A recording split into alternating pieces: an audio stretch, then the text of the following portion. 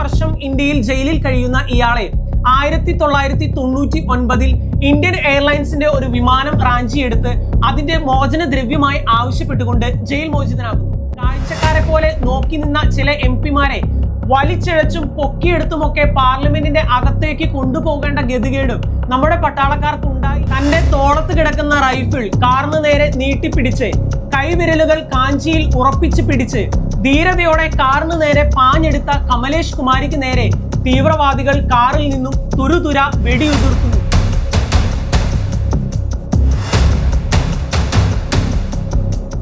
ഒരു തീവ്രവാദ സംഘടനയിലെ പ്രവർത്തകർക്ക് കയ്യിൽ തോക്കുകളും സ്ഫോടക വസ്തുക്കളും ഒക്കെയായി ഇന്ത്യയുടെ എവിടം വരെ എത്തിച്ചേരാൻ കഴിയും? വേണ്ടി വന്നാൽ നമ്മുടെ ജനാധിപത്യത്തിന്റെ ശ്രീകോവിലായ പാർലമെന്റ് മന്ദിരം വരെ. ഒരു വെള്ള അംബാസിഡർ കാറും അതിൽ പതിപ്പിച്ച മിനിസ്ട്രി ഓഫ് ഹോം അഫയേഴ്സ് എന്ന സ്റ്റിക്കറും ഒരു ബീക്കൺ ലൈറ്റും മാത്രം ഉപയോഗിച്ച് അതീവ സുരക്ഷിതമായിരിക്കുമെന്ന് ഓരോ ഇന്ത്യക്കാരനും പ്രതീക്ഷിക്കുന്ന പാർലമെന്റിന്റെ പരിസരത്തു കൂടി സഞ്ചരിച്ച് പാർലമെന്റിന്റെ അങ്കണത്തിലേക്ക് തന്നെ കയറി ചെന്ന് AK-47 തോക്കുകളും ഗ്രനേഡുകളും ഉപയോഗിച്ച് ഒരു ഭീകര അന്തരീക്ഷം തന്നെ സൃഷ്ടിക്കുകയും നമ്മുടെ CRPF ജവാന്മാരും പാർലമെന്റ് സെക്യൂരിറ്റി ഉദ്യോഗസ്ഥരും സാധാരണക്കാരും ഉൾപ്പെടെ 9 പേർ വീരമൃത്യു വരിക്കുകയും 17ഓളം പേർക്ക് പരിക്കേൽക്കുകയും ചെയ്ത 2001 നടന്ന ഇന്ത്യൻ പാർലമെന്റ് അറ്റാക്കിന്റെ കഥയാണ് ഈ ആഴ്ച 7 മിനിറ്റ് സ്റ്റോറിയിൽ ഉൾപ്പെടുത്തിയിരിക്കുന്നത്.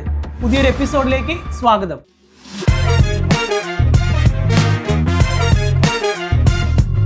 2001 നടന്ന ഇന്ത്യൻ പാർലമെന്റ് അറ്റാക്കിന്റെ ചരിത്രം ആരംഭിക്കുന്നത് 1994 ഹർക്കത്തുൽ അൻസാർ എന്ന ഭീകര സംഘടനയുടെ ജനറൽ സെക്രട്ടറി ആയിരുന്ന മുഹമ്മദ് മസൂദ് അസർ അൽവി എന്ന കൊടും ഭീകരൻ ശ്രീനഗറിൽ വെച്ച് ഇന്ത്യൻ പട്ടാളത്തിന്റെ കയ്യിലകപ്പെടുന്നു. പിന്നീട് 5 വർഷം ഇന്ത്യയിൽ ജയിലിൽ കഴിയുന്ന ഇയാളെ 1999 ഇന്ത്യൻ എയർലൈൻസിന്റെ ഒരു വിമാനം റാഞ്ചിയെടുത്ത് അതിന്റെ മോചന ദ്രവ്യമായി ആവശ്യപ്പെട്ടുകൊണ്ട് ജയിൽ മോചിതനാക്കുന്നു. നേപ്പാളിലെ കാഠ്മണ്ഡുവിൽ നിന്നും ഡൽഹിയിലേക്ക് പറക്കുകയായിരുന്ന ഇന്ത്യൻ എയർലൈൻസിന്റെ ഫ്ലൈറ്റ് നമ്പർ 814 തീവ്രവാദികൾ തട്ടിയെടുത്തത്. പിന്നീട് പാകിസ്ഥാനിൽ തിരിച്ചെത്തിയ മുഹമ്മദ് മസൂദ് അസർ ജയ്ഷെ മുഹമ്മദ് എന്ന മറ്റൊരു തീവ്രവാദ സംഘടനയ്ക്ക് രൂപം കൊടുക്കുകയും ഇന്ത്യയിലെ പല പ്രധാനപ്പെട്ട സ്ഥലങ്ങളും ആക്രമിക്കുവാൻ തീരുമാനിക്കുകയും ചെയ്യുന്നു. അതിൽ അവർ തെരഞ്ഞെടുത്ത ഒരു പ്രധാനപ്പെട്ട സ്ഥലമായിരുന്നു ഇന്ത്യൻ പാർലമെന്റ്. ഈ തീവ്രവാദ ആക്രമണം പ്ലാൻ ചെയ്യുന്നതിനും അത് നടപ്പാക്കുന്നതിനുമായി ജയ്ഷെ മുഹമ്മദ് എന്ന സംഘടന നിയോഗിക്കുന്നത് ഗാസി ബാബ എന്ന ജമ്മു ആൻഡ് കാശ്മീരിലെ ജയ്ഷെ മുഹമ്മദിന്റെ കമാൻഡ് ഇൻ ചീഫിനെ തന്നെയാണ്.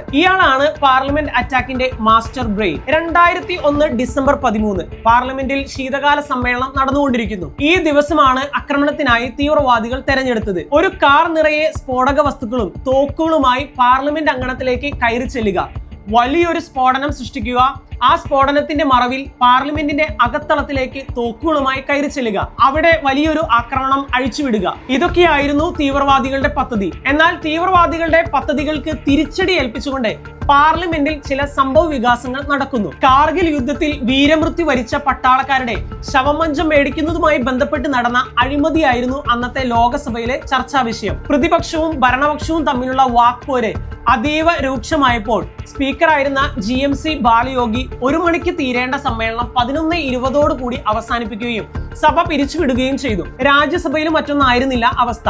അതുകൊണ്ട് തന്നെ തീവ്രവാദികളുടെ പ്രതീക്ഷകളെല്ലാം തെറ്റിച്ച് പാർലമെന്റിന്റെ അകത്തു നിന്നും MP-മാർ പലരും പുറത്തേക്ക് കടക്കുകയും പലരും തിരിച്ചു പോവുകയും ഒക്കെ ചെയ്തിട്ടുണ്ടായിരുന്നു. രാജ്യസഭാ സ്പീക്കർ കൂടി ആയിട്ടുള്ള വൈസ് പ്രസിഡന്റ് കൃഷ്ണൻ കന്തിന് തിരികെ പോകുന്നതിനായുള്ള കാറുകളുടെ കോൺവോയും പാർലമെന്റ് അങ്കണത്തിൽ പാർക്ക് ചെയ്തിട്ടുണ്ടായിരുന്നു. എന്നാൽ ഈ സംഭവ വികാസങ്ങൾക്കെല്ലാം ഉപരി തീവ്രവാദികളുടെ പദ്ധതികൾ അടിമുടി തകർത്തത് മറ്റൊരാളായിരുന്നു. CRPFന്റെ ഒരു വനിതാ കോൺസ്റ്റബിൾ ആയിരുന്ന കമലേഷ് കുമാരി. പാർലമെന്റിന്റെ സുരക്ഷയ്ക്കായി പ്രത്യേകം നിയോഗിക്കപ്പെട്ടിട്ടുള്ള CRPFന്റെ ഒരു വിഭാഗമാണ് ബ്രാവോ കമ്പനി. ഈ ബ്രാവോ കമ്പനിയിലേക്ക് വളരെ അടുത്ത കാലത്തായി തിരഞ്ഞെടുക്കപ്പെട്ട ധീരയായ ഒരു വനിതാ ജവാനായിരുന്നു കമലേഷ് കുമാരി. സമ്മേളനം കഴിഞ്ഞിരിക്കുന്ന സമയമായിരുന്നുകൊണ്ടും വൈസ് പ്രസിഡന്റ് ഉൾപ്പെടെയുള്ള VIP-കൾ പോകുവാനുള്ള വാഹനങ്ങളും മറ്റും പാർലമെന്റ് അങ്കണത്തിലേക്ക് കടന്നു വരികയും അവിടെ പാർക്ക് ചെയ്യുകയും ഒക്കെ ചെയ്തിട്ടുണ്ടായിരുന്നത് കൊണ്ടും അല്പം എക്സ്ട്രാ വിജിലന്റ് ആയിരുന്നു കമലേഷ് കുമാരി. അപ്പോഴാണ് മിനിസ്ട്രി ഓഫ് ഹോം അഫയേഴ്സ് എന്ന ലേബലും പതിപ്പിച്ച് ബീക്കൺ ലൈറ്റും ഇട്ട് ഒരു കാർ